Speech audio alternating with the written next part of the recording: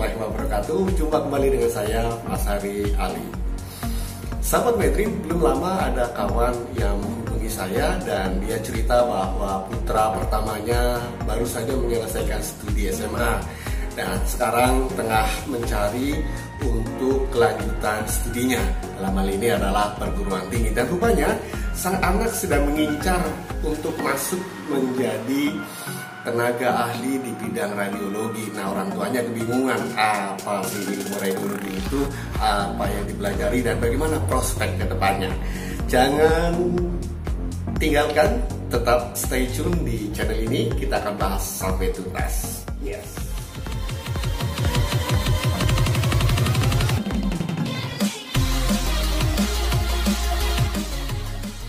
Sahabat My Dream yang baik hatinya, radiologi itu berasal dari kata radio dan logi. Radio artinya gelombang dan logi bermakna ilmu. Jadi kalau kita rangkai, radiologi adalah ilmu gelombang.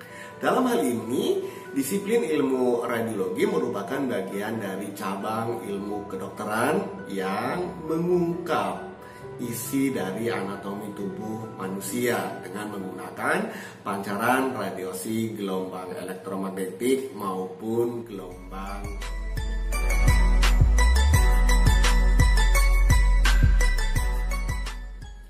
Dalam praktek kesehariannya di radiologi itu ada sumber daya manusia yang cukup intens berkecimpung di dalamnya.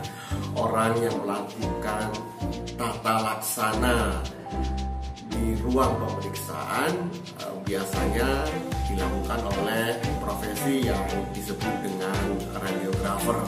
Adapun produk yang dibuat oleh radiografer kemudian dilakukan proses analisa, dilakukan pembacaan secara expertise oleh ahlinya. Nah, sosok ahli ini yang kita kenal dengan radiologis atau dokter ahli radiologi. Dengan demikian, apa bedanya antara radiografer dan radiologi? Nah, radiografer ini adalah tenaga kesehatan yang minimal telah menempuh pendidikan D3 atau selama 3 tahun di Politeknik Kesehatan ya, atau di setingkat akademi. Dan kalau radiologis atau dokter ahli radiologi adalah setara dengan spesialis. Jadi seseorang yang telah lulus SMA kemudian dia melanjutkan pada fakultas kedokteran, setelah itu ia melanjutkan pengambilan program pendidikan spesialis. Nah, salah satu bidang yang menjadi incarannya adalah radiologi. Nanti di dalamnya ada subspesialis, misalnya mengenai neurologis, intervensi, atau mungkin juga ada imaging dan lain sebagainya.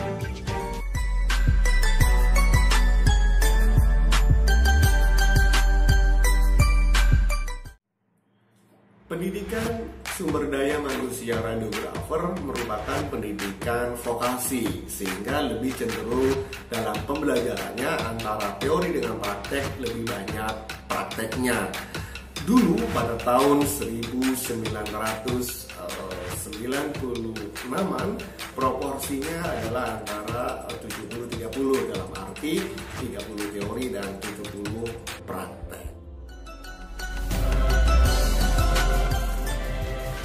Radiografer menurut Undang-Undang Tenaga Kesehatan masuk dalam rumpun biomedik.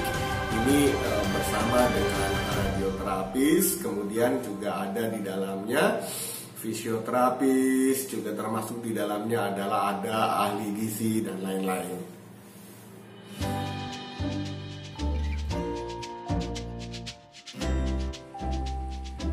Tenaga radiografer saat ini berdasarkan data tahun 2017 sudah menjalankan tugasnya atau mengabdikan diri dalam bidang pelayan radiografer tersebar pada 34 provinsi di seluruh wilayah Indonesia.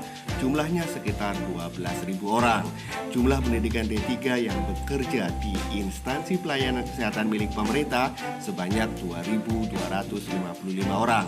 D3 yang sudah melanjutkan ke jenjang pendidikan keempat, teknik radiologi sejumlah 375 orang, dan yang sudah meneruskan jenjang pendidikan S2 sebanyak 30 orang. Jumlah keseluruhan 2.966 orang atau setara dengan 24,7%. Adapun sisanya mereka mengabdi di instansi TNI, Polri, BUMN maupun swasta atau sektor lain sejumlah 9.289 orang. Hal ini setara dengan 75,3%.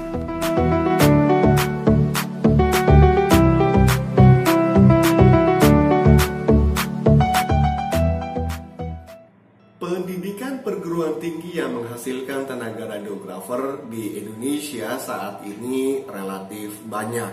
Adapun kalau yang dimiliki oleh lembaga pemerintah adalah dimiliki oleh Kementerian Kesehatan. Ini ada di Jakarta dan di Semarang. Selain itu adalah perguruan tinggi swasta. Hampir ada 25 lebih. Nah, untuk kawan-kawan yang ingin mengetahui alamat dari pendidikan radiografer di Indonesia, nanti bisa lihat di deskripsi dari video ini. Apa pekerjaan radiografer? Dalam keseharian di rumah sakit, radiografer adalah juga dikenal dengan penata ronsen. Jadi dalam hal ini, radiografer akan melakukan tindakan pemeriksaan kepada pasien-pasien yang mau ronsen. Pada umumnya kita lebih sering mengenal ronsen adalah foto torak atau foto dada atau foto paru-paru.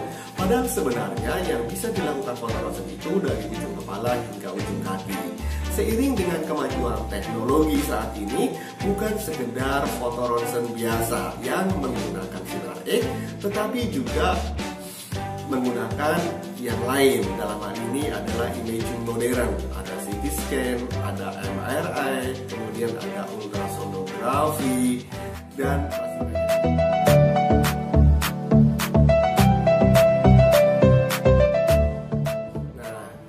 yang ingin mengetahui lebih detail tentang bagaimana kiprah serta apa peran dari radiografer, Anda bisa terus mengikuti channel YouTube ini. Dan saya ingatkan jangan lupa untuk subscribe supaya Anda nanti bisa ternotifikasi apabila ada informasi-informasi baru. Anda jangan segan untuk juga menekan